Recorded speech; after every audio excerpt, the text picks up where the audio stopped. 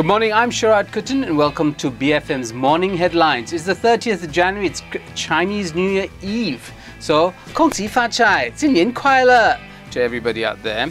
Utusan Malaysia asks a question. I'm not quite sure if this is the kind of question you want to ask, but Muslihat Anwar elak dihukum. Is the agenda behind the Kajang by-election really about something entirely different?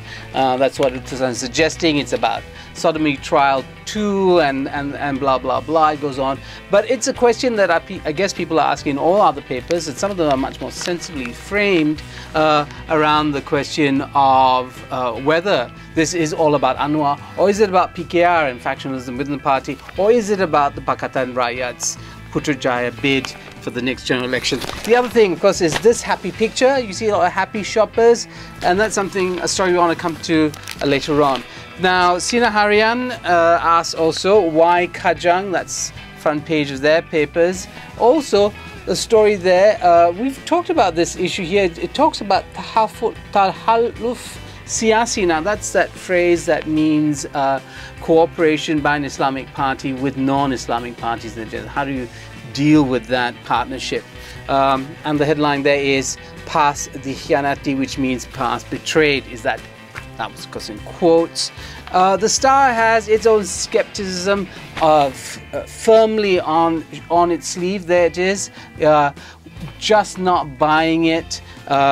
But perhaps at the end of the day, the question is, are the voters of Kajang buying it? And of course, there are going to be many different views in Kajang. And we hope the media doesn't cherry pick those opinions from the ground, that it would like to show up its own opinion of politics in this country. Now, other issues of the day are there. This is a reconciliation plan. Now, what does that mean? Apparently, it does not mean a unity government. So the Sun has that there. It's not a unity government that they're talking about. It's some sort of vague, and I mean very vague, notions of how the two coalitions can come together on issues of bipartisan interests, cost of living and such. Speaking of cost of living, Berita Harian has that. Harga runtuh. The price comes down. Refers also to the picture you saw on the front pages of Utusan Malaysia. Now, this is actually a campaign by the government to get major retail outlets to reduce prices of 4,000 goods by some 15 to 70%. That's huge. What they're not telling you in the media is who's paying for all of this.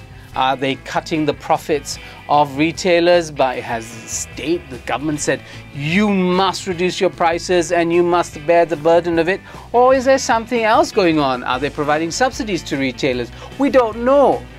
The media is not asking these questions. They're just reproducing government propaganda. It's all feel-good stuff.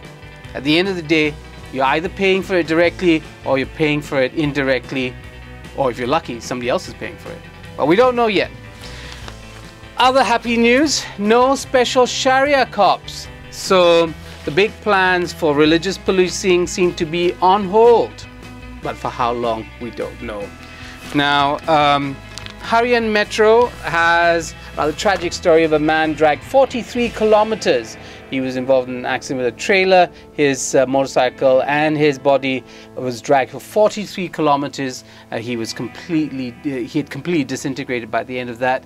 A tragedy for the family, and great copy for a tabloid, because that's the kind of stuff that people love to read.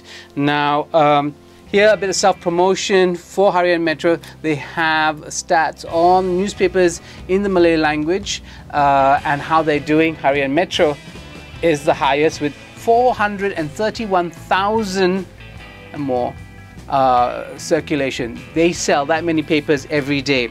Now, the other thing they have been following, interestingly enough, and that's really the tabloid thing, they have actually a correspondent in Sweden. So in Stockholm today at 6 p.m, that couple that have been held in remand for allegedly abusing their son will know if the remand is extended, whether they'll be charged or whether they'll be freed. And so it's Judgment Day in Stockholm, right there, you see it. So that's all I have for you this morning, 30th of January, but I can't leave without the word or the phrase of the day, and or perhaps an image. And I want to leave you with this image, and it is there You see that young lady and that older man? Well, apparently he is drinking Coffee Arjuna.